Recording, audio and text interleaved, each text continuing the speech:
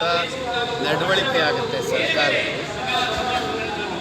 ಈಗ ಅವ್ರು ಕೇಳ್ತಾ ಇರೋದು, ಅವರು ದುಡ್ದಿರುವಂಥ ಸಂಬಳ ಕೇಳ್ತಾ ಇದ್ದಾರೆ. ಅದನ್ನು ಮೊದಲು ಕೊಡಬೇಕು. ಯಾವುದೇ ಕಂಡೀಷನ್ ಇಲ್ದಂಗೆ ನೀವು ಸಾಲ ಮಾಡ್ತಿರೋ ಅಥವಾ ಹೇಗೆ ತರ್ತೀರಿ ಸರ್ಕಾರದವರು, ಅದು ನಮಗೆ ಮುಖ್ಯ ಆಗೋದಿಲ್ಲ. ಮೊದಲು ಅವರಿಗೆ ಸಂಬಳ ಕೊಟ್ಟು ಅವ್ರ ಜೀವನಕ್ಕೆ ಸಹಕಾರಿಯಾಗಿ. ಎರಡನೇದು, ತಾರತಮ್ಯ ಏನಿದೆ, ಪಕ್ಕದ ರಾಜ್ಯದಲ್ಲಿ ಒಂದು ನೀತಿ, ಇಲ್ಲೊಂದು ನೀತಿ, ಅಥವಾ ಇಲ್ಲೇ ಬೇರೆ ಸಂಸ್ಥೆಯಲ್ಲಿ ಒಂದು ನೀತಿ, ಇಲ್ಲೊಂದು ನೀತಿ, ಈ ಥರದ ತಾರತಮ್ಯಗಳಿರಬಾರ್ದು. ಸರಿಯಾಗಿ ಯೋಚನೆ ಮಾಡಿ ಸರ್ಕಾರ. ಈ ಏನು KSRTC, BMTC ನೌಕರರು ಡಿಮ್ಯಾಂಡ್ ಏನಿದೆ, ಅವ್ರು ಕೇಳ್ತಕ್ಕಂಥದ್ದು ಸಹಜವಾಗಿ ನ್ಯಾಯಬದ್ಧವಾಗಿದೆ.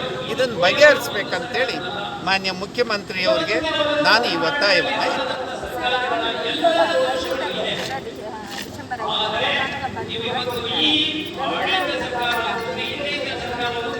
ಇದಕ್ಕೆ ಸಂಬಂಧಪಟ್ಟಂಗೆ ನಾಳೆ ನಮ್ಮದು ಸ್ಟೇಟ್ ಮೀಟಿಂಗ್ ಇದೆ ದಾವಣಗೆರೆಯಲ್ಲಿ. ಅಲ್ಲಿ ಚರ್ಚೆ ಮಾಡಿ ನಮ್ಮ ತೀರ್ಮಾನವನ್ನು ಘೋಷಣೆ.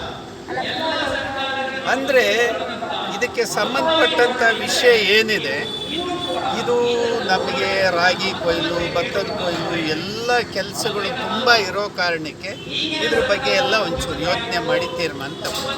ಈಗ 8 ತಿಂಗಳಿಂದ ಇವರು ಪ್ರತಿಭಟನೆ ಮಾಡ್ತಾ ಇದ್ದಾರೆ. ಸಾರಿಗೆ ನೌಕರರನ್ನು, ಸರ್ಕಾರಿ ನೌಕರರನ್ನ ಮಾಡಬೇಕು ಅಂತ ಈಗ ಮತ್ತೆ ಪ್ರತಿಭಟನೆ ಮಾಡ್ತಿದ್ದಾರೆ. ಸೊ ನಿಮ್ಮ ಕಡೆ ಯಾವ ಥರ ಸಪೋರ್ಟ್ ಇರುತ್ತೆ? ನಮ್ಮ ಬೆಂಬಲ ಇದೆ. ಯಾಕೆಂದರೆ ದುಡಿಯೋರು ಅವ್ರ ಡಿಮ್ಯಾಂಡನ್ನು ಇಟ್ಟಿದ್ದಾರೆ. ನೀವು ಸರ್ಕಾರ ಸರಿಯಲ್ಲ ಅಂತ ಹೇಳ್ತೀರಾ, ಕಾರಣ ಕೊಟ್ಟು ಹೇಳಿಯಪ್ಪ. ಈಗ ನಾನು ಸೌದಿಗೆ ಕೇಳ್ತೀನಿ, ನೀವು ಸರಿಯಲ್ಲ ಅಂತೀರಾ, ಕಾರಣ ಹೇಳಿ. ಸರಿಯಾಗಿದೆಯಾ, ಜಾರಿಗೆ ತನ್ನಿ. ಸರಿ ಅಂದಮೇಲೆ ಜಾರಿಗೆ ತಂದುಬಿಡಿ. ಯಾಕೆ ತಡ ಮಾಡ್ತೀರಿ? ಇದು ಈಗ ಆರ್ಥಿಕವಾದ ಸಂಕಷ್ಟ ಇರ್ಬೋದು.